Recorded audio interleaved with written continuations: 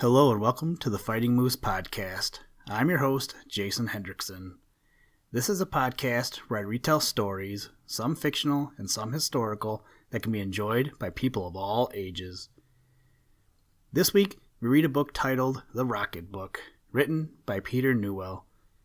Now I know that last episode I said that we were going to do a story about Little Joe Otter and Billy Mink. However, as of late, I have been getting back into, and my son has just started getting into, model rocketry. So, I found this book about a rocket launch mishap and figured I would switch it around a bit. In the show notes and also on the website, I will include a link to an episode of the Hacker Public Radio podcast. This episode was very insightful about model rocketry and was very informative. I know I learned some things that I never knew before about model rocketry. Plus, doing model rocketry, it's a good way to get outside and enjoy some beautiful sunshine with the family, especially with spring around the corner. Now, let's turn to today's story. I hope you enjoy. Let's begin.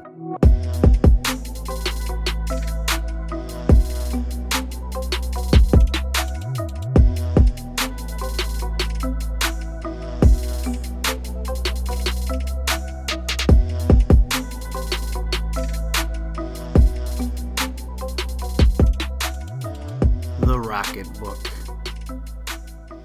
The Basement. When Fritz, the janitor's bad kid, went snooping in the basement, he found a rocket snugly hid beneath the window casement. He struck a match with one fell swoop, then on the concrete kneeling, he lit the rocket and it shot up through the ceiling. First flat. The Steiners on the floor above of breakfast were partaking. Crash came the rocket unannounced and set them all a-quaking. It smote a catsup bottle fair, and bang, the thing exploded. And now these people all declare that catsup flask was loaded. Second flat.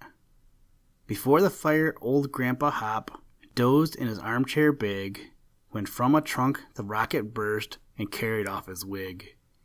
It passed so near his ancient head, he roused up with a start, and turning to his grandson said, "You fellows think you're smart."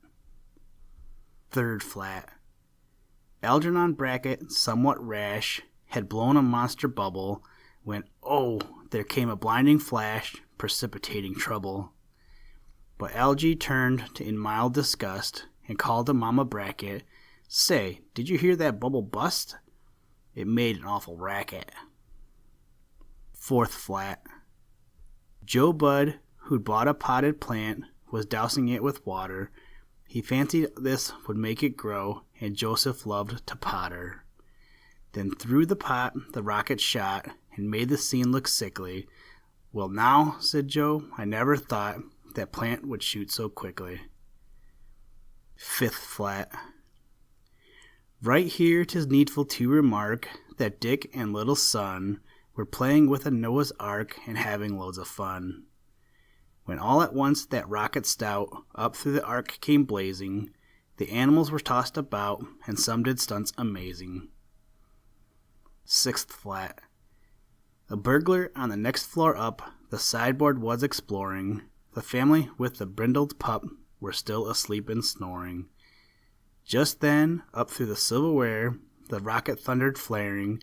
The burglar caught a dreadful scare, then out the door went tearing. Seventh flat. Miss Mamie Briggs, with no mean skill, was playing Casey's fling to please her cousin Amos Gill, who liked that sort of thing. When suddenly the rocket hot, the old piano jumbled. It stopped that ragtime like a shot, then through the ceiling rumbled. Eighth flat. Up through the next floor on its way, that rocket dread went tearing, when Winkle stood in bathrobe gay, a tepid bath preparing. The tub it punctured like a shot, and made a mighty splashing.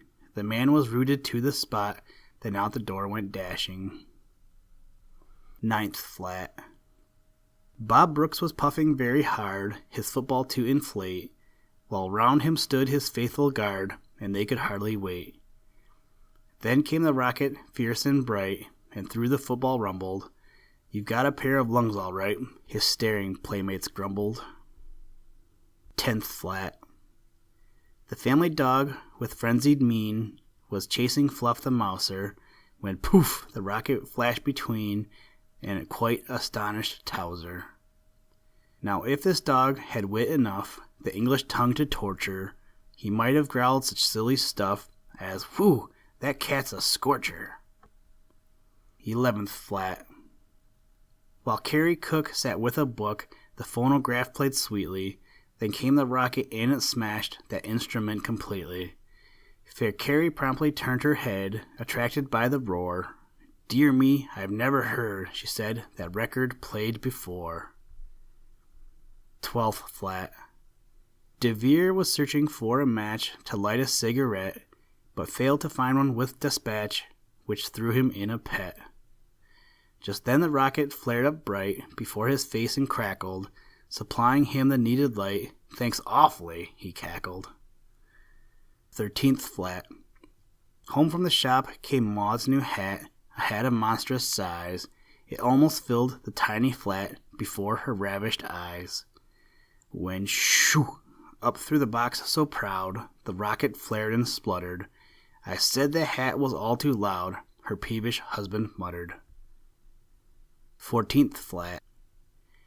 Tom's pap had helped him start his train, and all would have been fine, had not the rocket-raising cane blocked traffic on the line. It blew the engine into scrap, as in a fit of passion. "Who would have thought that toy," said Pap, "would blow up in such fashion?" 15th flat.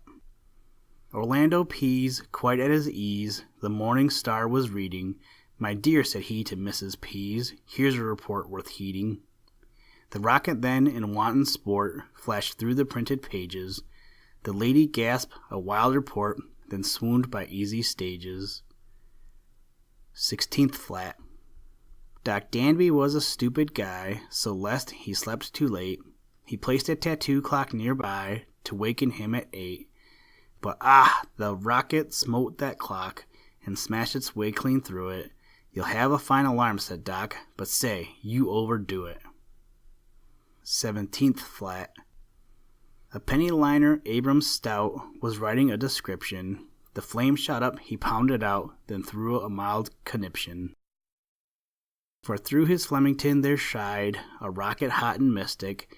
"I didn't mean to be," he cried, "so deuced realistic." 18th flat. Gus Gummerlung had set his head upon some strange invention. "Be careful, Gus," his good wife said, "it might explode, I mention." Just then the pesky rocket flared and wrecked that Yankee notion. "I feared as much," his wife declared, then fainted from emotion. 19th flat. While Bert was on his hobby horse and riding it like mad, the rocket on its fiery course upset the startled lad. The frightened pony plunged a lot, like fury playing tag. "Whoa, Spot," said Bert, "who would have thought you such a fiery nag?" 20th flat. A taxidermist plied his trade upon a walrus's head. It really made him quite afraid to meet its stare so dread. When suddenly the rocket bright flared up and then was off. "Oh, Minnie," cried the man in fright, "just hear that walrus cough." Top flat. Oh, it was just a splendid flight, that rocket's wild career, but to an end it came all right, as you shall straightway hear. It plunged into a can of cream that Billy Bunk was freezing, and froze quite stiff as it would seem, and so subsided wheezing.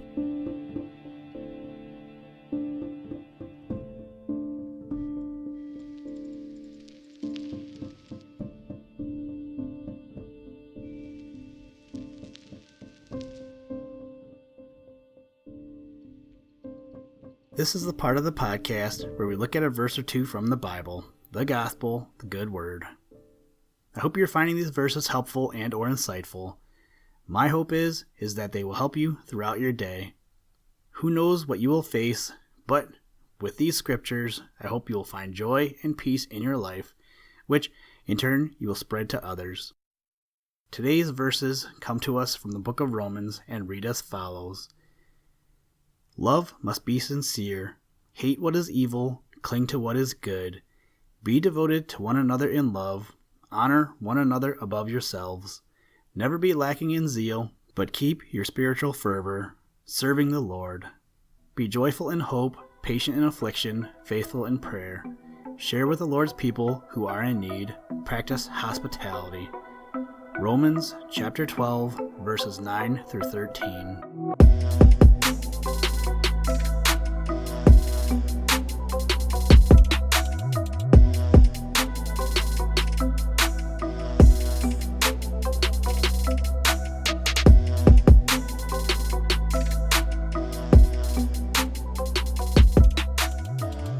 Thank you for listening to this episode of the Fighting Moose Podcast.